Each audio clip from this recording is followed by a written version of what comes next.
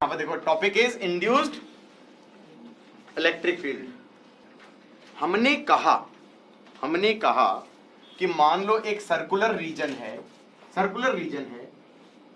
और इसमें magnetic field है, इसमें मैग्नेटिक फील्ड है। सोच रहा हूं मैं, और बहुत ध्यान से समझना। रेडियस आर ले लो, ये radius r is of a region where there is some magnetic field, and this magnetic field is a function of time, and suppose this is increasing. बाहर मैग्नेटिक फील्ड नहीं है मान लो। टॉपिक बहुत आसान है, मतलब इसको जैसे मैं समझा रहा हूं वैसे समझना। हम यहां पे क्या सोचते थे, हम ये कहते थे कि यहां पर कोई लूप ले लो, लिखने से ज्यादा समझने पे ध्यान देना फॉर अ चेंज। एक लूप ले लो, ये लूप ले लिया, ये अगर वायर होता तो इस वायर के थ्रू फ्लक्स होता, कितना होता BA, और B is a function of time, increase कर रहा है तो फ्लक्स इंक्रीज करता, तो B इंड्यूस बाहर आता, तो EMF इंड्यूस ऐसा होना चाहिए कि करंट इंड्यूस ऐसा हो जाए, हाँ या ना। मैंने कहा करंट छोड़ो, इसको एक नया सोचने की। मैंने कहा ये वायर, मतलब वायर में होता कंडक्टर, बेसिकली कंडक्टर होता तो कंडक्टर में करंट फ्लो होना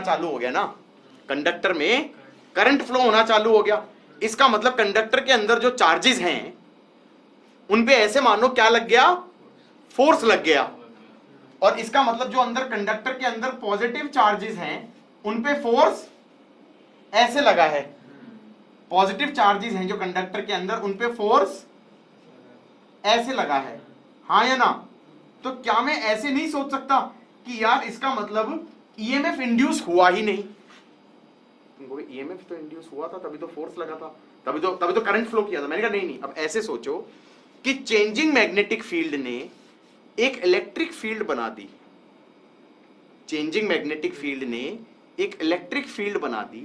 और उस इलेक्ट्रिक फील्ड ने कंडक्टर के अंदर पड़े हुए चार्जेस पे फोर्स लगा दिया।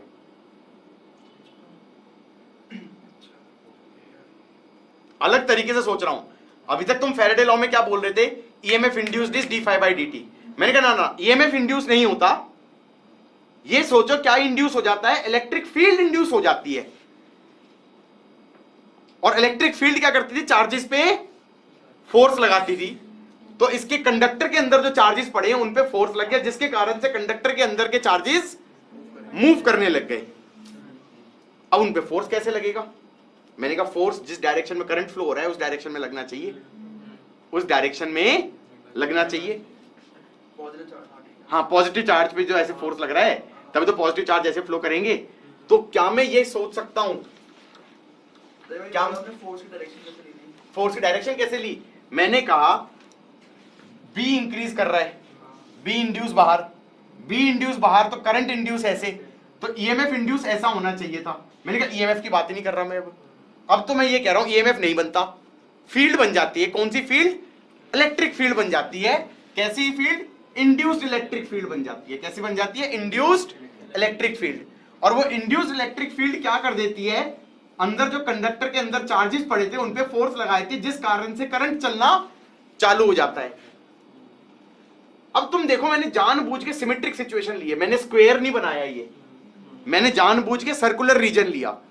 सर्कुलर रीजन से लेके मैं ये कह सकता हूं सॉर्ट ऑफ कि यहां पर इलेक्ट्रिक डायरेक्शन आपने ऐसे क्यों नहीं ले ली, क्योंकि मैंने कहा बाय सिमेट्री फील्ड अगर ऐसे मानूंगा, E मान लेता इलेक्ट्रिक फील्ड, तो यहां पर भी सेम x डिस्टेंस पे E सेम मैग्नीट्यूड मान सकता हूं।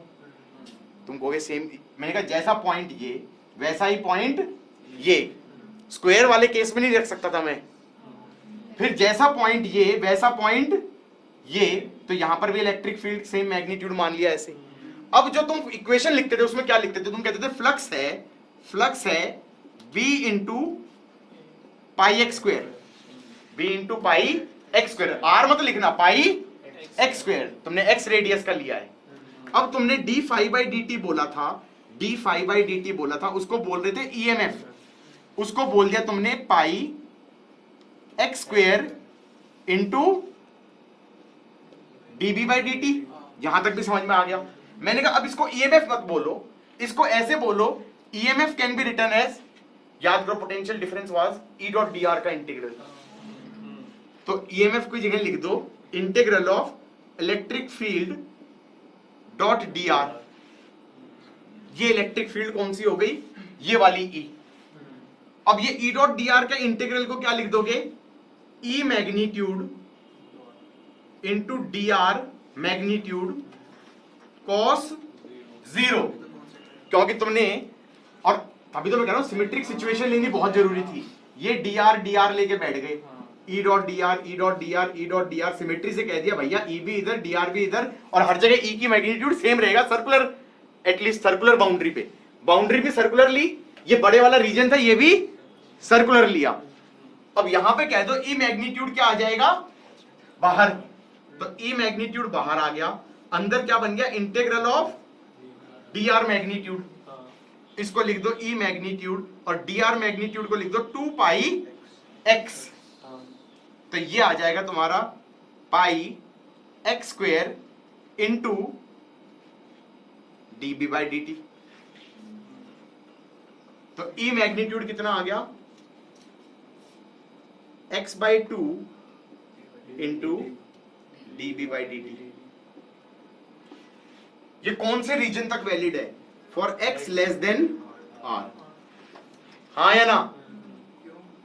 क्योंकि अगर बाहर वाले में लोगे तो फ्लक्स डिफरेंट तरीके से लिखनी पड़ेगी। क्योंकि अगर तुम ये कहते, अगर तुम कहते तुमने ये एक्स ले लिया, तो फिर तुम ये कहोगे कि ये बाउंड्री ले लो, ये बाउंड्री ले लो, ले ली, सर्कुलर रेखा थोड़ी सा भी कैसा अजीब से बन रही है ना, सर्कुलर लग रही है, हाँ ठीक है। अब इस पूरे एरिया में जब तुम फ्लक्स निकालोगे तो एक्स रेडियस तक थोड़ी होगी, फिर तो तुम कहोगे कैपिटल आर रेडियस तक फील्ड है, क्योंकि यहां पर तो फील्ड है ही नहीं। नहीं, यहां पर ये तुम बहुत ही बड़े कंफ्यूजन कर रहे हो। यहां पर ये कोई वायर थोड़ी था जिसमें करंट जा रहा था, नालायक। ये तो ये था कि एक सिलिंड्रिकल रीजन है, एक सिलिंड्रिकल रीजन है जिसमें मैग्नेटिक फील्ड है ऐसे बी, और ये बी टाइम का फंक्शन है, और इस सिलिंड्रिकल रीजन का रेडियस है कैपिटल आर। अब ये कह रहा है कि अंदर एक्स डिस्टेंस पे अगर मैं सर्कुलर रीजन लूं, उसमें इलेक्ट्रिक फील्ड इंड्यूस हो गई, और ये बी अगर इंक्रीज कर रहा है तो बी इंड्यूस ऐसे होना चाहिए, तो करंट इंड्यूस ऐसे होना चाहिए था।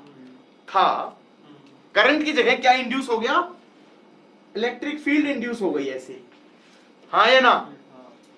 और ये कांस्टेंट इलेक्ट्रिक फील्ड नहीं है, this is dependent on x. क्योंकि तुम देखोगे x इक्वल टू x1 पे अलग है, x2 पे अलग है, x3 पे अलग है, लीनियर फंक्शन है। इसका मतलब अगर तुम कहो कि यहां पर x1 पे कुछ फील्ड है, तो यहां पर x2 पे ये फील्ड कुछ और होगी। डायरेक्शन कैसे होगी, फिर से ऐसी ही होगी। समझ में आई बात या नहीं आई? क्योंकि तुमने कैसे डायरेक्शन कैसे सोची, तुमने कहा बी इंक्रीज कर रहा है, बी इंड्यूस ऐसे, बी इंड्यूस ऐसे, करंट ऐसे, करंट ऐसे तो फोर्स ऐसे, हाँ या ना। बात समझ में आ गई? अब जब तुम बाहर वाले रीजन में निकालोगे तो उसमें क्या लिखोगे, तुम लिखोगे flux is pi r square B, क्योंकि एक्स तक तो हुआ ही नहीं ना, पाई आर स्क्वायर बी। तो d phi by D t क्या बोल दोगे, pi r square d v by D T. ये हो गया तुम्हारा ईएमएफ। लेकिन मैंने कहा ईएमएफ तो लिखना ही नहीं होता इसे, इसको लिख दो integral of E dot d r. अब यहां पर E magnitude d r magnitude cos zero. ये डी आर क्या चीज होती है, छोटी छोटी लेंथ, छोटी छोटी length, d r d r d r, ये वाली लेंथ, हाँ या ना। ई डॉट डी आर तुम किस पे लगा रहे हो, बाउंड्री पे लगा रहे हो ना। बात समझ में आई या नहीं आई? ई डॉट डी आर किस पे लगा रहे हो तुम, बाउंड्री पे लगा रहे हो ना। तो ई मैग्नीट्यूड तो बाहर आ गया, और डी आर का मैग्नीट्यूड का इंटीग्रल बन जाएगा 2 पाई एक्स। इसमें सर बोल लो, हाँ बोल लो। अंदर से बाहर आए तो इलेक्ट्रिक फील्ड चेंज नहीं होगा? बोलो व्हाट इन अंदर से बाहर आए तो इलेक्ट्रिक फील्ड चेंज नहीं होगा। ये this is the electric field, this is the electric field. Field कैसे बन रही है? तुम रेडियली आउटवर्ड बना रहे हो क्या? कैसे बन रही है बता? टेंजेंशियल फील्ड बन रही है। तुम यहां पर टेंजेंशियल फील्ड बन रही है तो यहां पर फील्ड कैसे होनी चाहिए? ई ऐसे होना चाहिए, यहां पर ई ऐसे होना चाहिए, यहां पर ई ऐसे होना चाहिए, यहां पर ई ऐसे होना चाहिए। तो तुमने कहा E magnitude into 2 pi r is pi r square d B by d. तो इलेक्ट्रिक फील्ड बाहर कितनी हो जाएगी? R square by 2x into d B by d. ये रीजन हो गया बाहर वाला और अंदर वाला हो गया x by 2 d b by d. इसका मतलब अगर मैं इस इलेक्ट्रिक फील्ड को प्लॉट करूं as a function of x, x पे वेरिएबल है ना, तो पहले अंदर लीनियर फंक्शन है और बाहर 1/x का फंक्शन है और x इक्वल टू r पे सेम है क्योंकि r by 2 d b by d, इससे भी r by 2 d b by d. तो बाउंड्री पे मैक्सिमम है। वो बाउंड्री क्या है? एक सर्कुलर रीजन या सिलिंड्रिकल रीजन जिसमें magnetic field perpendicular to the along the length of cylinder change हो रही है। हाँ या ना? यहां तक की बात को एक बात तो समझ लो। इसके बाद दूसरी चीज बताता हूं मैं। ये फील्ड बहुत खतरनाक है। क्यों? क्योंकि these electric field lines are forming close loops.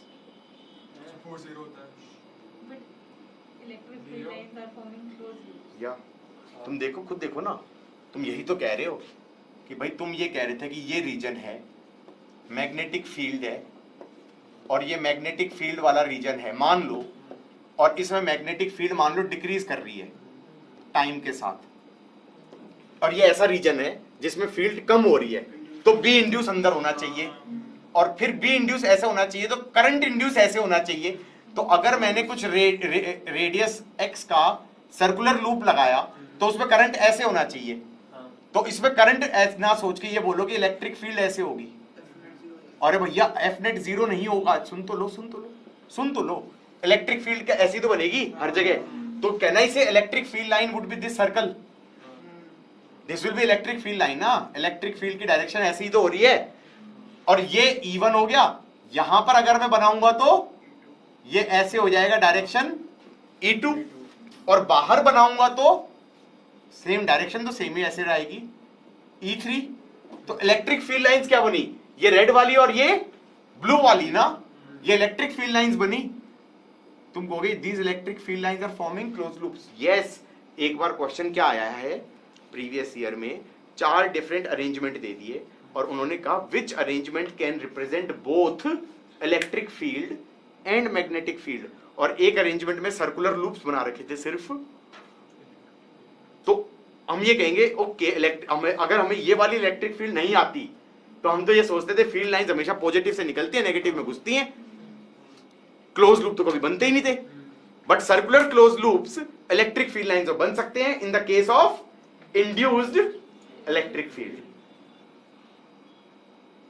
पहली चीज तो ये बहुत इंपॉर्टेंट हो गया इस पॉइंट ऑफ व्यू से। दैट इज द क्वेश्चन जो आया हुआ है। 4 फील्ड लाइंस बनाई और फिर ये कह रहे हैं कि circular loops can represent both magnetic field in the case of infinitely long current carrying wire, उसमें भी कंसेंट्रिक सर्कुलर लूप्स बनते थे, and they can both represent electric field in the case of कौन से? एक special type of electric field, induced electric field. दूसरा कई बार formula ही आया है कि अंदर वाले रीजन में क्या बोल दोगे? x by 2 d b by D, बाहर वाले रीजन में बोल देंगे r square by 2x dB by D.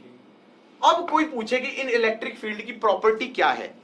मैंने कहा एक प्रॉपर्टी तो होगी क्लोज लूप, दूसरी प्रॉपर्टी हमने ये सोचा था कि लॉजिक लगाते थे हम कि एक और चीज before I forget, Faraday law को हम तो कैसे बोल रहे थे? D phi by D t is minus क्या बोलते हैं, EMF is minus d phi by D t. That's not Faraday law. अगर तुम किताब खोल के देखोगे तो फैराडे लॉ इन्होंने ऐसे लिखा है, ई डॉट डीएल का integral over a close length is minus d phi B by D t. This is your Faraday law. यही तो है। इसको ईएमएफ बोलते थे तुम, EMF potential difference is minus d five B by D t. Potential difference मत बोलो, E dot d r का इंटीग्रल लिख दो, ई डॉट डी आर का इंटीग्रल लिख दो। यहां तक की बात समझ में आ गई या नहीं आ गई? दूसरी चीज हम ये कहते थे कि इस पॉइंट से मैं चला और इस पॉइंट पे चला गया, तो यहां पर work done E dot d r का इंटीग्रल, तुमको वर्क डन होता है वो तो एफ डॉट डी आर का इंटीग्रल। मैंने कहा on 1 coulomb work done is what, E dot d r का integral, that's the potential difference. और वो पोटेंशियल डिफरेंस हर पार्ट पे सेम रहता था, पाथ इंडिपेंडेंट होता था। और इसी का कोरोलरी क्या होता था कि इसका पोटेंशियल डिफरेंस अगर V1 है तो इसका भी V2 होगा, इसका V3 होगा। इसका कोरोलरी क्या होता था कि अगर मैं उल्टा गया तो ये V1 है, ये भी V1 होना चाहिए था, ये भी V1 होना चाहिए था ना, तो ये माइनस V1 हो जाएगा अगर डायरेक्शन उल्टा गया तो in a closed loop potential difference is 0। तुम कहा इसमें तो क्लोज लूप पे ही तो पोटेंशियल डिफरेंस है, इस पे तो क्लोज लूप पे ही तो पोटेंशियल डिफरेंस है, and that is minus d phi by D t, that's not zero, that's not zero. तुम बच्चे कहेंगे ये क्या हो गया, रुक जाओ। कंजर्वेटिव फोर्सेस होती थी, कंजर्वेटिव फोर्सेस होती थी। कंजर्वेटिव फोर्सेस में हम ये कहते थे पाथ इंडिपेंडेंट होता है वर्क डन। क्या चीज? पाथ इंडिपेंडेंट होता है वर्क डन। मान लो एक पॉइंट से दूसरे पॉइंट पे गया, इस पे भी वर्क डन सेम होगा, इस वाले पाथ पे भी वर्क डन सेम होगा, इस पे भी वर्क डन सेम होगा। ये बोलते थे कंजर्वेटिव फोर्सेस के बारे में, हाँ या ना? और इसका मतलब ये होता था कि अगर उल्टी डायरेक्शन में जाऊंगा तो वर्क डन क्या हो जाएगा, उसका नेगेटिव हो जाएगा। तो in any close loop work done net is 0। ये कंजर्वेटिव फोर्स की प्रॉपर्टी होती थी। मैंने प्रूव नहीं किया था, लेकिन जो पुरानी चीज में हम कहते थे ना कि जब इलेक्ट्रोस्टैट्स पढ़ रहे थे कि यार पोटेंशियल डिफरेंस निकालो बिटवीन 2 पॉइंट्स, किससे निकालो? ई डॉट डी आर के इंटीग्रल से निकालो, और कोई भी पाथ ले लो, आंसर सेम आएगा। वो तब तक सेम आएगा जब तक electric field is defined by Coulomb's law, क्योंकि Coulomb's law is a conservative force, उसके कारण defined electric field is a conservative field. This damned electric field is not conservative. Why? Because E dot d r का integral over a close loop is not 0, so this is a non conservative field. इसमें अगर इस electric field में कोई कहे कि मैं इस पॉइंट और इस पॉइंट के बीच में पोटेंशियल डिफरेंस निकालूंगा, तो it will depend on path. तुम इस पाथ के अलोंग निकालोगे अलग आएगा, इस पाथ के अलोंग निकालोगे अलग आएगा, इस पाथ के अलोंग निकालोगे अलग आएगा। एक्सटर्नल फोर्स ले लिया फील्ड को, मैग्नेटिक फील्ड को कह सकते हैं। ये मैंने नहीं सोचा, ये तुमने जबरदस्ती का अपना कुछ जुगाड़ मारा है। मैं तो ये कह रहा हूं जब चेंजिंग मैग्नेटिक फील्ड के कारण इंड्यूस हुई इलेक्ट्रिक फील्ड है, उस इलेक्ट्रिक फील्ड की प्रॉपर्टी ये है कि वो कंजर्वेटिव फील्ड नहीं है। उस फील्ड के अंदर जो पोटेंशियल डिफरेंस निकालोगे बिटवीन एनी 2 पॉइंट्स, वो डिपेंड करेगा तुम्हारा किस पाथ के अलोंग तुमने पोटेंशियल डिफरेंस निकाला है। अब किसी ने कहा कि ये कंजर्वेटिव फील्ड क्यों नहीं है? क्योंकि मैंने कहा कंजर्वेटिव फील्ड्स में एक पर्टिकुलर क्लोज लूप पे पोटेंशियल डिफरेंस 0 होना चाहिए, इसमें पोटेंशियल डिफरेंस 0 नहीं है, तो therefore it is not a conservative field, it is non conservative in nature. इसका मतलब किसी भी 2 पॉइंट्स के बीच का potential difference would actually depend on the path you are taking to go from that one point to the other point. तो in question इसके अंदर अगर कोई 2 पॉइंट्स के बीच में पोटेंशियल डिफरेंस पूछे तो तुम्हें क्या करना पड़ेगा? पाथ बताएगा वो, उस पाथ के अलोंग तुम्हें क्या करना पड़ेगा? ई डॉट डी आर का इंटीग्रल लेना पड़ेगा, उस पाथ के अलोंग तुम्हें ई डॉट डी आर का इंटीग्रल लेना पड़ेगा। यहां तक की बात समझ में आई कि नहीं आई? कोई डाउट है? हाँ बोलो। अगर बाहर B 0 है तो फिर कैसे बोल सकते हैं कि फील्ड प्रोड्यूस हो रही है? बाहर वाला जो लूप है उसका जो क्रॉस सेक्शन एरिया है, उसमें पूरे एरिया में फील्ड 0 थोड़ी है, उसके इस पार्ट में तो फ्लक्स है ना, उसी से तो मैंने फ्लक्स को बोला था pi r square B. NCERT 6.17 a line charge lambda per unit length is lodged uniformly onto the rim of a wheel of mass m and radius r। एक तो पहले अजीब सा डायग्राम बना दिया, ये कुछ बनाया है, ये कुछ बनाया है, इसमें मेरे को लग रहा है ये पहिया बनाया है। व्हील लिखा तो हाँ व्हील लिखा है ना, ऐसे है। और इस पे चार्ज चिपका दिया गया, चार्ज चिपका दिया गया। चार्ज पर यूनिट लेंथ है लैम्डा और रेडियस है आर, रेडियस है आर, इसका मास है m, हाँ या ना। The wheel has light non conducting spokes. अच्छा इसमें कुछ स्पोक्स भी होंगे ऐसे, हाँ स्पोक्स तो होंगे ना भैया, ऐसे हिंज कर रखा है ना, ऐसे पहिया है।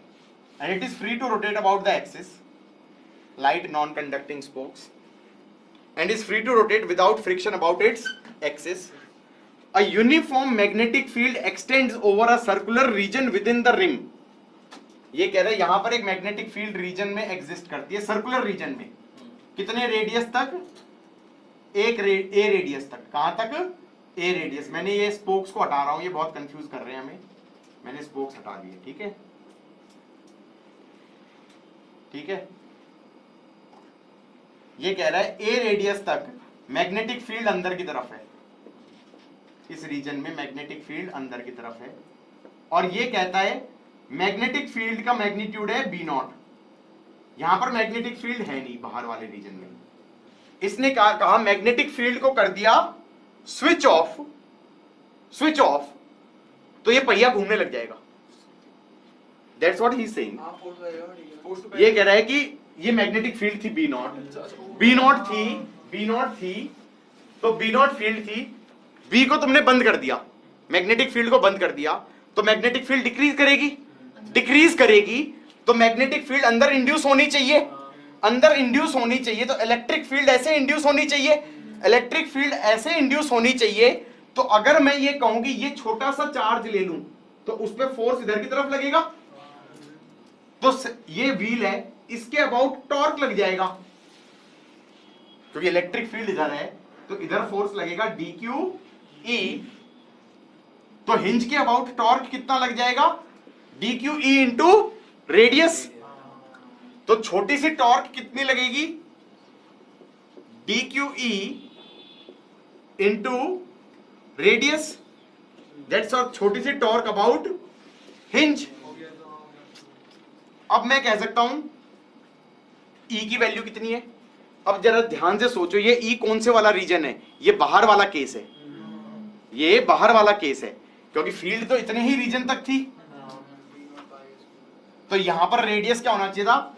Are square by 2x dB by dt। तो ये इलेक्ट्रिक फील्ड की वैल्यू पाएगी आर स्क्वायर, आर स्क्वायर की जगह तो आएगा ए स्क्वायर बाई 2, x की जगह आएगा r। Change in magnetic field कितना हो गया? बी नॉट से 0 अपॉन डेल्टा टी। बच्चे ने कहा ये क्या कर दिया आपने, डीवी बाई डी टी। मैंने कहा मैग्नेटिक फील्ड पहले बी नॉट थी, अब हो गई 0, और ये डेल्टा टी मैंने कौन सा टाइम मान लिया? ये डेल्टा टी मैंने वो टाइम मान लिया जितनी देर में मैग्नेटिक फील्ड मेरी बी नॉट से 0 गई, वो टाइम इंटरवल मान लिया, वो टाइम इंटरवल मान लिया। तो मैंने कहा इलेक्ट्रिक फील्ड आ गई a square by 2r, that is r square by 2x B naught by delta t. ये मेरी इलेक्ट्रिक फील्ड आ गई। तो छोटे से उस पर फोर्स कितना लगा? D Q E, D Q E into radius R, ये टॉर्क लगा, छोटा सा टॉर्क, और टॉर्क सब पे लगेगा। इस छोटे से चार्ज पे भी ऐसे लगेगा फोर्स, इस छोटे से पे भी ऐसे लगेगा, इस छोटे से पे भी ऐसे लगेगा, इस छोटे से पे भी ऐसे लगेगा। क्या मैं ये कह सकता हूं D Q E are, D Q E are, D Q E are summation ले लूं? ई आर तो बाहर चला जाएगा और क्यू की जगह आ जाएगा लैम्डा इंटू 2 पाई आर। तो ये टोटल टॉर्क हो जाएगी लैम्डा इंटू 2 पाई आर, ये तो पूरा चार्ज ही बन गया, इंटू ई इंटू आर, तो ये बन गया lambda 2 pi r. Electric field को लिख दो a square by 2r into B naught by delta t into are. ये टॉर्क लग गया, ये रिंग के ऊपर टॉर्क लग गया। कैसे? ऐसे, ऐसे। टॉर्क को क्या लिख दूं? आई अल्फा। टॉर्क को क्या लिख दूं? आई अल्फा, क्योंकि that is torque about hinge, that should be moment of inertia about hinge into angular acceleration. तो मैंने कहा इसको लिख दो, ये रिंग है mr स्क्वायर अल्फा, यानी डेल्टा टी बड़ा दुखी कर रहा है। डेल्टा टी के बारे में नो आइडिया, कितनी देर में जीरो होगी। मैंने कहा इसने पूछा क्या है, ये देखो फाइनल एंगुलर वेलोसिटी पूछी है। क्या पूछी है? Final angular velocity. तो मैंने कहा अल्फा को लिख दो change in angular velocity minus initial upon delta T. इसका मतलब डेल्टा टी पे डिपेंडेंट है ही नहीं, कि इसका मतलब अगर वो 1 सेकंड में जीरो हुई तो 1 सेकंड के बाद यही सेम ओमेगा आएगा, और अगर वो 0.1 सेकंड में जीरो हो गई तो 0.1 सेकंड के बाद भी सेम ओमेगा आएगा। हो गया क्वेश्चन। ये एक आर है, ये एक आर है, और ये पूरा आर स्क्वायर है। ओमेगा फाइनल आ गया लैम्डा, ये 2 कट गया, pi a square B naught by r m, और डायरेक्शन ऐसे। ऐसे क्यों? क्योंकि स्विच ऑफ करिए ना, स्विच ऑफ करिए तो बी इंड्यूस अंदर, तो करंट इंड्यूस ऐसे, तो फोर्स ऐसे लगेगा, तो ओमेगा ऐसे आएगा। डन। मैग्नेटिक फील्ड थी अंदर, हाँ या ना, और ये मैग्नेटिक फील्ड हो रही थी मान लो टाइम के साथ डिक्रीज। भाई क्या हो रही थी? डिक्रीज। ये रीजन था सपोज रेडियस आर तक, तो मैंने कहा यहां से स्मॉल आर डिस्टेंस पे एक सर्कुलर लूप ले लूं। मैंने कहा वहां पर सर्कुलर लूप पे फ्लक्स क्या हो रही है? कम हो रही है, तो बी इंड्यूस आना चाहिए अंदर, करंट इंड्यूस आना चाहिए ऐसे, करंट इंड्यूस ऐसे आना चाहिए, तो इलेक्ट्रिक फील्ड होनी चाहिए ऐसे, क्योंकि करंट इंड्यूस की डायरेक्शन में पॉजिटिव चार्जेस पे फोर्स लगना चाहिए, पॉजिटिव चार्जेस पे फोर्स लगना चाहिए, पॉजिटिव चार्जेस पे फोर्स लगना चाहिए। तो अगर कल कोई कहता कि किसी इंस्टेंट पे यहां पर मैंने कोई इलेक्ट्रॉन रख दिया, तो उस पे फोर्स किधर लगाओगे? उल्टी डायरेक्शन में, टेंजेंशियली उल्टी डायरेक्शन में। ये ध्यान रहेगा या नहीं रहेगा? उसके बाद मैंने कहा इस बाउंड्री पे पोटेंशियल डिफरेंस निकाल सकते हैं। इस बाउंड्री पे पोटेंशियल डिफरेंस क्या हो जाएगा? Pi pi small r square, pi small r square B. ये तो हो गई flux, pi small r square B तो हो गई flux. D phi by D t क्या हो जाएगा? ईएमएफ। वो कितना हो जाएगा? Pi r square d B by D T, हाँ या ना, pi r square d B by D T. ये हो गया हमारा ईएमएफ, और इस ईएमएफ को मैंने लिख दिया कि इस बाउंड्री पे मैं चला तो यहाँ पर डीएल डीएल ऐसे ले लो ई के साथ, हाँ या ना, ई डॉट डीएल, ई डॉट डीएल, ई डॉट डीएल। तो इसको लिख देना ई मैग्नीट्यूड डीएल मैग्नीट्यूड कॉस 0 का integration, that's the potential difference ना, ई डॉट डी आर का इंटीग्रल, हाँ या ना। यहाँ पर सिमेट्री से कह देना ई मैग्नीट्यूड बाहर आ गया और डीएल मैग्नीट्यूड हो गया 2 पाई स्मॉल आर। तो यहाँ पर इलेक्ट्रिक फील्ड का मैग्नीट्यूड कितना हो जाएगा मित्रों? पाई, पाई नहीं रहेगा, R by 2 D B by D T, R by 2 D B by D T. और डायरेक्शन कैसी रहेगी? ऐसी, क्योंकि ये टाइम के साथ डिक्रीज कर रहा था, हाँ या ना। फिर मैंने कहा यहां पे नहीं देखेंगे, इस आर पे देखें, तो मैंने कहा यहां पर जो बाउंड्री बनाई, यहां पर भी फ्लक्स कम होएगी, टाइम के साथ इसमें फ्लक्स कम होएगी, और जब टाइम के साथ फ्लक्स कम होएगी तो हम कहेंगे इलेक्ट्रिक फील्ड ऐसे लगनी चाहिए, क्योंकि करंट ऐसे फ्लो होना चाहिए, बी इंड्यूस अंदर आना चाहिए।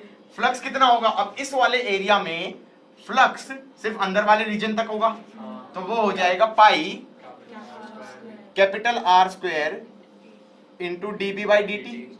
ये हो जाएगा ईएमएफ इंड्यूस्ड, ईएमएफ इंड्यूस्ड को लिख देंगे इलेक्ट्रिक फील्ड का magnitude into 2 pi small r. तो ये आ जाएगा R square by 2r dB by dt magnitude. This is electric field induced. This electric field induced will be what? Electric field line will be like this. हाँ या ना? Electric field lines will be like this. Does that make some sense? हाँ या ना? फिर से recap करा दिया मैंने, लिख भी लो। Electric field induced. मैंने दूसरा ये कहा था, इसमें इलेक्ट्रिक फील्ड मैंने ये कहा था कि इस पॉइंट से इस पॉइंट जाते थे, और इस पॉइंट से इस पॉइंट जाते थे और पोटेंशियल डिफरेंस निकालते थे VA माइनस VB, और वो होता था integral of E dot dr from A to B। हाँ, B टू A करते थे, फिर नेगेटिव साइन लगना पड़ता, हाँ या ना, ये कहते थे। और फिर मैंने ये अपने आप ही बोल दिया था कि ये जो चीज होती है ये पाथ इंडिपेंडेंट होती है। क्या होती है? ये पाथ इंडिपेंडेंट होती है। तुम कहोगे ये पाथ इंडिपेंडेंट कब होती है? ये प्रूव करा जा सकता है। ये पाथ इंडिपेंडेंट कब होती है? जब इलेक्ट्रिक फील्ड जो होती है वो इस चीज से डिफाइंड होती है, KQ/R² टाइप की फोर्स से, पॉइंट कूलम्स लॉ से। Coulomb force is conservative force, तो उसके कारण डिफाइंड जो फील्ड है दैट्स अ कंजर्वेटिव फील्ड। क्योंकि तुम कहोगे फील्ड, मैंने कहा यार this is basically work done. Work done is path function होता है वैसे, लेकिन पाथ इंडिपेंडेंट होता है कंजर्वेटिव फोर्स में, हाँ या ना? तो ये वर्क डन ही है, ये वर्क डन ऑन 1 कूलम है, ये वर्क डन ऑन 1 कूलम है, हाँ या ना? तो ये हमारा जो ये P डॉट dr का इंटीग्रल होता था ये पाथ इंडिपेंडेंट होता था। तो A से B इस पाथ पे गए या इस पाथ पे गए या इस पाथ पे गए, सब में आंसर सेम आता था। और जब ये सेम आता है तो दो रिजल्ट होते हैं, या तो पाथ इंडिपेंडेंट या in a close loop it's always zero. मतलब what is zero? E dot dr का integral in a close loop should always be zero. But यहां पर टेक्निकली देखा जाए तो E डॉट dr का integral over a close loop is definitely not zero. तो ये जो particular kind of electric field है, this is very different than electric field defined by Coulomb's law, हाँ या ना? बिकॉज इसके अंदर क्लोज लूप पे E डॉट dr का इंटीग्रल जीरो नहीं है। इसका मतलब this field is a non conservative field, this value of field, this is a non conservative field, and इसके अंदर potential difference depends on path, potential difference depends on path. तो इसका मतलब इस पर्टिकुलर सिचुएशन में जिसमें ये ऐसी फील्ड लाइंस बन रही हैं, ऐसे बन रही हैं, हाँ या ना, सर्कुलर लूप्स बन रही हैं, इस केस में किसी दो पॉइंटों के बीच में अगर पोटेंशियल डिफरेंस निकालना हुआ तो that will depend on path, that will depend on path. मतलब अगर मैं सिचुएशन बनाने की कोशिश करूं, ये उड़ा दे लेफ्ट वाला। क्वेश्चन इज कि यहां पर मान लो magnetic field is increasing with time, it is increasing with time at a rate of suppose dB/dt। कोई रिलेटिव नहीं कर रही थी, देखो। तो अब इन्होंने पूछा कि A और B के अक्रॉस पोटेंशियल डिफरेंस निकालो, A और B के अक्रॉस पोटेंशियल डिफरेंस निकालो, गिवन दैट दिस रॉड का length is 2L, given that this rod का length is 2L।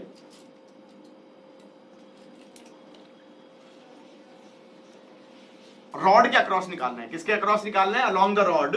What is the potential difference between A and B? along the rod what is the potential difference between A and B? Guys, how would I go about it? सोच रहा हूं मैंने कभी पहले तो चलो perpendicular गिरा दो, गिरा दिया। B इंक्रीज कर रहा है तो B इंड्यूस बाहर होना चाहिए, इलेक्ट्रिक फील्ड लाइंस ऐसे होनी चाहिए, ऐसे होनी चाहिए। क्या मैं कह सकता हूं फील्ड कैसे होनी चाहिए? ऐसे।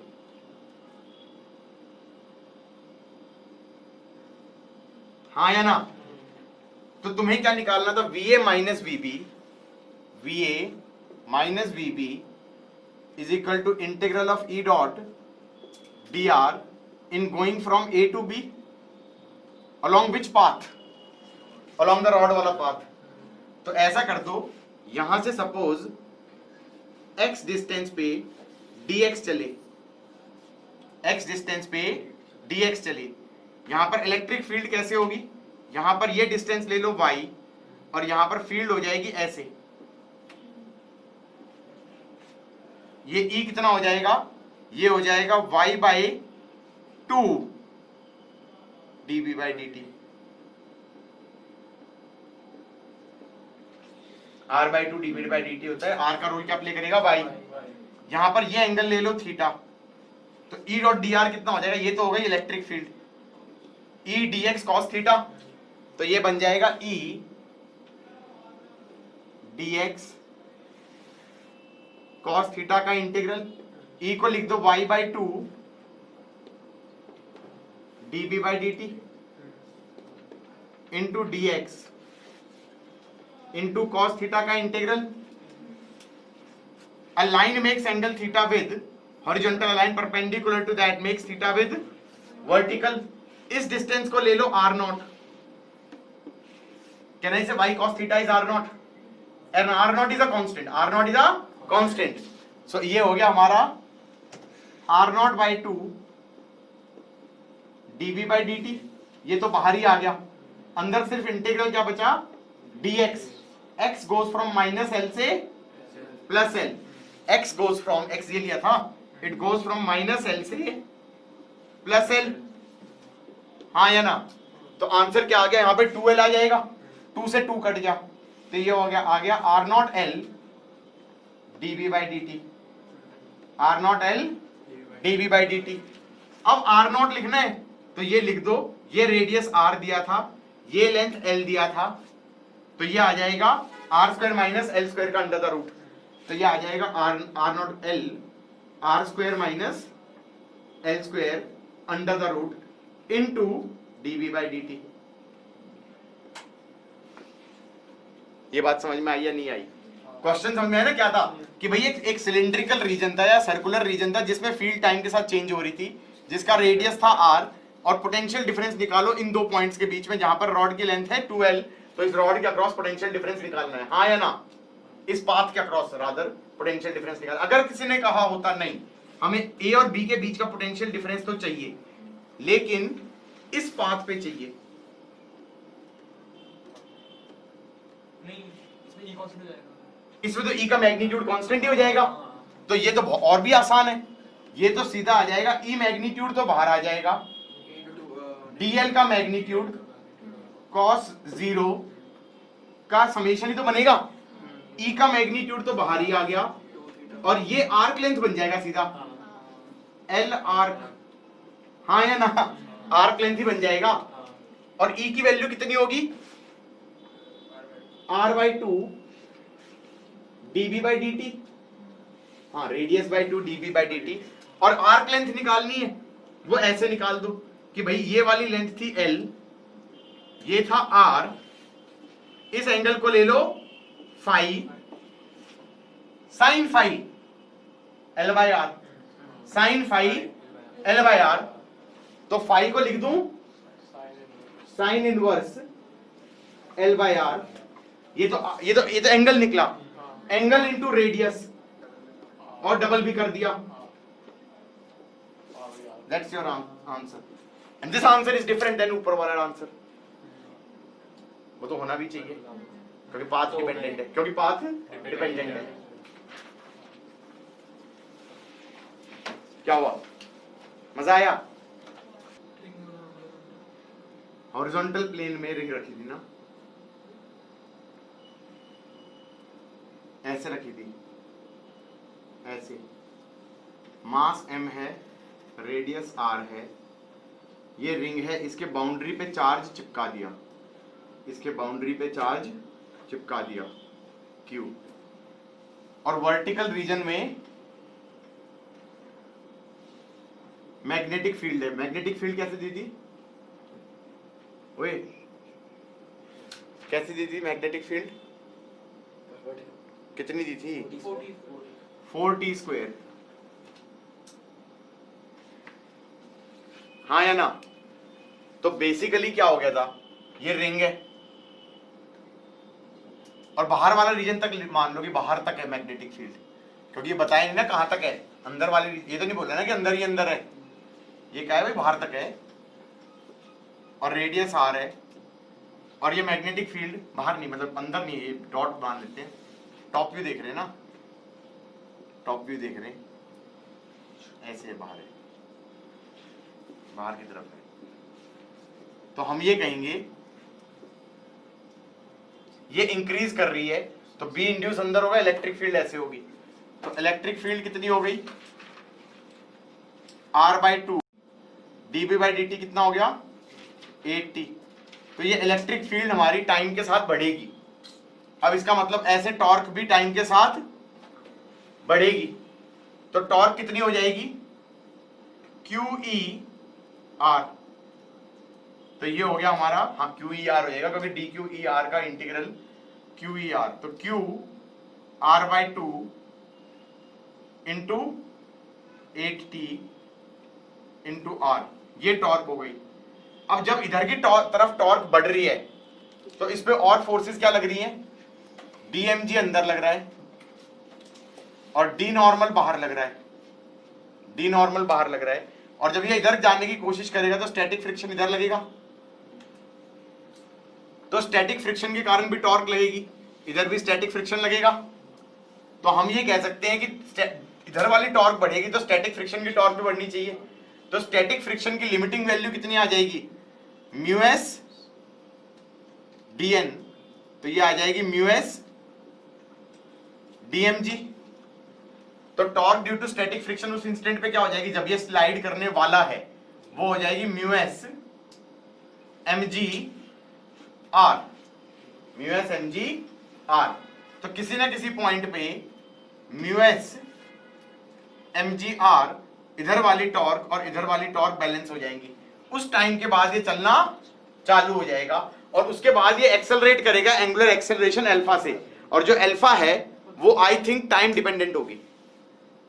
टाइम डिपेंडेंट क्यों होगी, क्योंकि नहीं, क्योंकि हमारा ये टॉर्क हमारी टाइम डिपेंडेंट है, हाँ या ना। इसने तो ये पूछा था किस टाइम पे वो स्लाइड करना चालू कर जाएगा, तो एक पर्टिकुलर टाइम पे जब ये वाली टॉर्क लिमिटिंग हो गई और ये वाली टॉर्क बराबर हो गई, उस टाइम पे चलना चालू हो जाएगा। अच्छा, अब मैं इस क्वेश्चन को थोड़ा चेंज करने की कोशिश करता हूँ, फील तो आई है ना क्वेश्चन की। मान लो मैंने ये रिंग ना ली होती, डिस्क ली होती, मान लो मैंने, हाँ एग्जैक्टली, मान लो मैंने ये डिस्क ली होती, मास m लिया होता, रेडियस r लिया होता, टोटल पे चार्ज q लिया होता। कैन यू डू दिस, करो।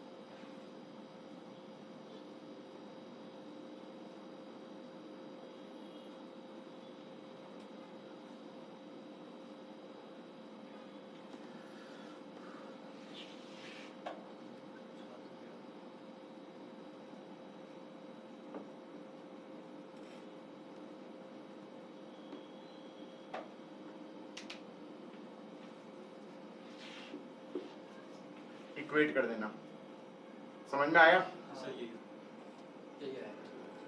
Got it. अच्छा, ये चीज पहले कभी करी है, जो ये ऐसे करके टॉर्क निकाली, कभी नहीं निकाली? पता है एक क्वेश्चन था इरोडोम में, उसमें क्या था, जमीन पे ऐसे डिस्क रख दी, रेडियस r दे दिया, ऐसे रख दी, बस ऐसे रख दी, और उसको एंगुलर वेलोसिटी दे दी ओमेगा नॉट, और ये कह रहे हैं कितनी देर में रुक जाएगा, कितनी देर में रुक जाएगा। तो तुम उसमें क्या कहोगे, फ्रिक्शनल वाली टॉर्क कितनी होगी, 2 mu M G R by 3। तो हम कहेंगे ऐसे एंगुलर एक्सेलरेशन आ जाएगी अल्फा, और अल्फा कितना आ जाएगा, 2 mu kinetic M G R by 3 upon M R square by 2। तो ये आ गया 4 म्यू के, एम कट गया, म्यू के जी, एक आर कट गया, बाई 3r, ये अल्फा आ गया। और ये इसमें अल्फा कांस्टेंट है, रिटार्डेशन तो हम कहेंगे 0 equal to omega naught minus alpha T. कितना एंगल घूम के रुकेगा, 0 square is omega naught square plus 2 minus alpha into theta. ये क्वेश्चन देखा कैसा लग रहा है? डिस्क को जमीन पर रख के घुमा दिया फिर छोड़ दिया, फ्रिक्शन है तो फ्रिक्शन की टॉर्क कैसे निकालोगे, फिर उससे एंगुलर एक्सेलरेशन निकालोगे और फिर निकालोगे कि कितनी देर में रुक जाएगा। मस्त क्वेश्चन था बिल लॉन्डे। क्वेश्चन बहुत आसान है, सुन लो मेरी बात, मार खानी है क्या। क्वेश्चन ये था, एक रीजन था यहां पर मैग्नेटिक फील्ड थी, हाँ या ना, और यहां पर चार्ज रख दिया और मास रख दिया। ये ट्रैक है, ये ट्रैक है, ऐसा ही कुछ बकवास करी है ना इसने। और इसने कहा कि अचानक से मैग्नेटिक फील्ड थी बी नॉट, इसको स्विच ऑफ कर दिया, इसको कर दिया स्विच ऑफ। यार स्विच ऑफ हो गया तो बी इंड्यूस अंदर आना चाहिए, बी इंड्यूस अंदर आना चाहिए तो इलेक्ट्रिक फील्ड ऐसे आनी चाहिए। इलेक्ट्रिक फील्ड की वैल्यू क्या मान लू, R/2 dB/dt, B naught by delta T. अच्छा ये डेल्टा टी कौन सा टाइम होता है जितनी देर में ये स्विच ऑफ हुई, that's almost a fraction millisecond में, हाँ या ना। तो ऐसे मानो कि यहां पर फोर्स कितना लग जाएगा, QE, और इससे मान लो उसकी एक्सेलरेशन आ गई a, तो QE is equal to m v final minus v initial by delta T cut जाएगा, इसका मतलब टाइम के इंडिपेंडेंट है। और जो ये वेलोसिटी आ गई v फाइनल वो आ गई तुम्हारी R/B0Q by 2m, R/B0Q by 2m, इसको बोल दिया √5GR। लो done, it will complete the circle. Broom.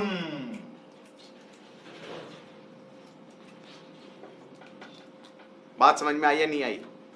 Last question of induced electric field. ओए हर्षुल, क्वेश्चन है ऐसे है, ऐसे है,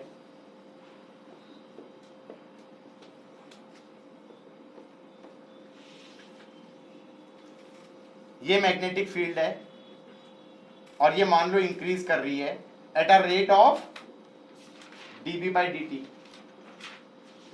eight a rate of dB/dt।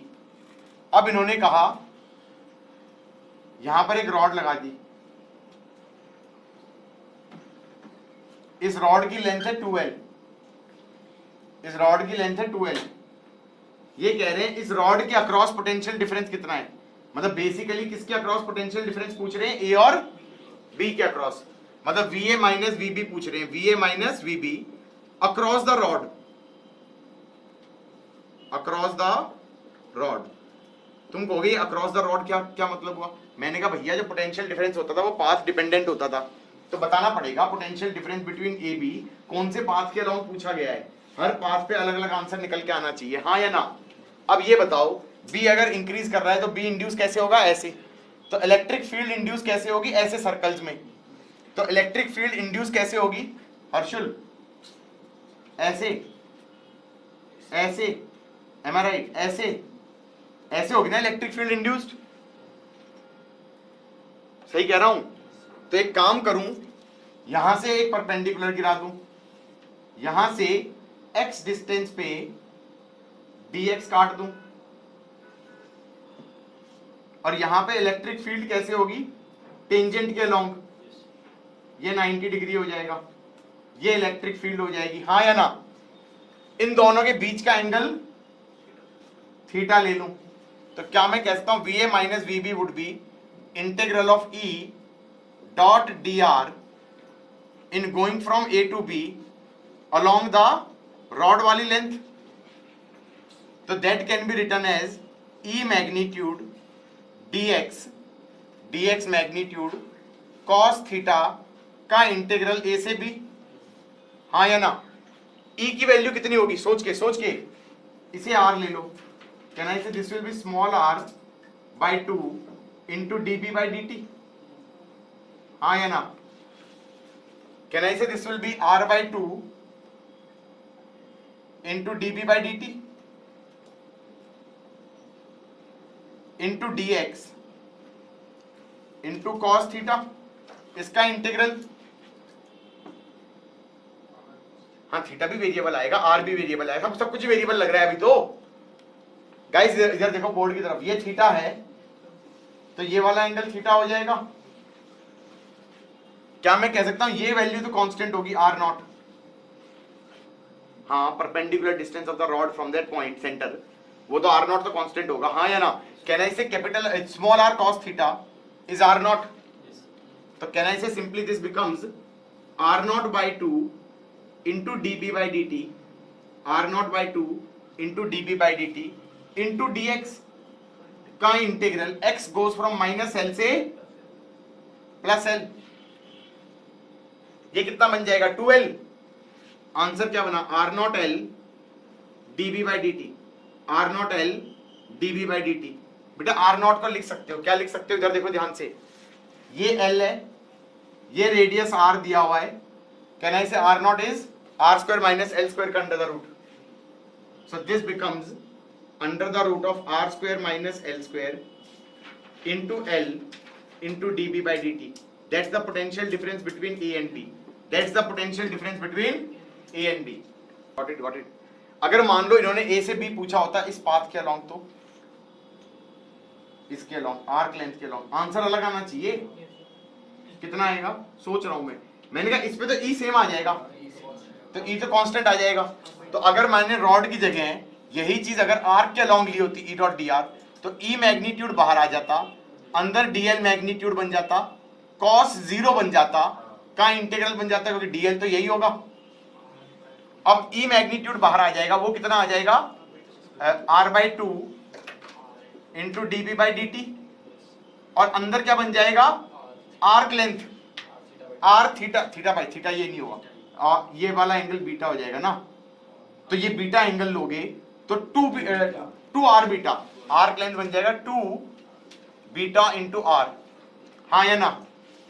अब बीटा कैसे निकालोगे, मैंने कहा रुको ये बीटा कौन सा एंगल है, ये जो ये यहाँ पर एंगल सबटेंड हो रहा है ये बीटा है ना, ये बीटा है, यहाँ पर ये एंगल सबटेंड हो रहा है ये बीटा है, हाँ या ना।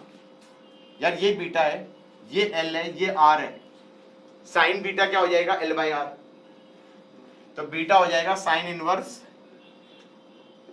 L by R. Answer is obviously different.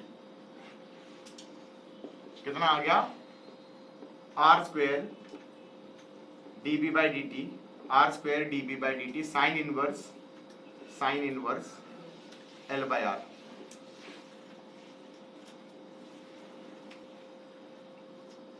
Can you give it a thought कि जो ये मैंने पोटेंशियल डिफरेंस निकाला था अक्रॉस द रॉड, इसको निकालने का कोई और तरीका था? सोच के 2 मिनट सोचो। मैंने रॉड के अक्रॉस से पोटेंशियल डिफरेंस निकाला था, रॉड के अक्रॉस।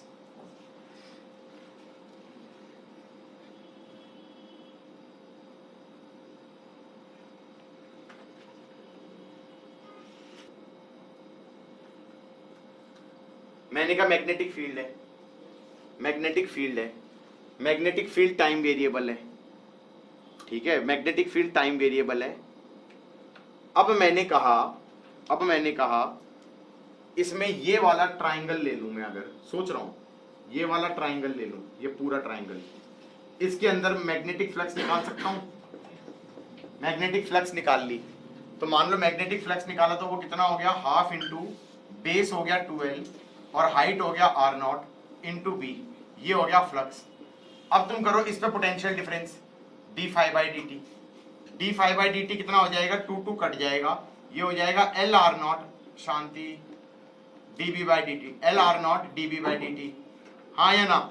ये हमारा हो गया D phi by D T, ये हमारा क्या हो गया,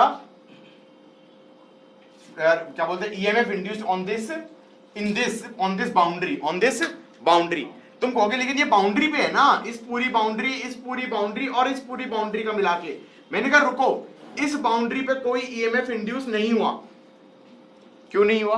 क्योंकि ई डॉट डीएल करोगे तो इलेक्ट्रिक फील्ड हमेशा क्या होगी, डीएल के परपेंडिकुलर होगी।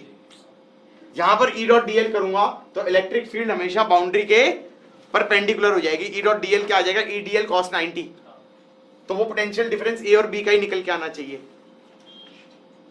And he is like okay, ये यही है।